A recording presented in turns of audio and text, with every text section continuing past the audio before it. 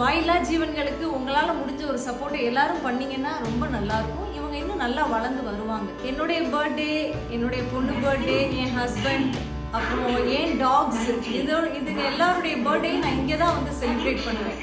என்னால் முடிஞ்ச ஒரு ரைஸ் பேகு, எக்ஸு இல்லை மணியாகவும் டொனேட் பண்ணி நான் என்னால் முடிஞ்ச ஒரு ஹெல்ப் நான் இவங்களுக்கு நான் பண்ணிகிட்டு இருக்கேன். இந்த ஷெல்டர் வந்து இன்னும் நல்லா வரணும்.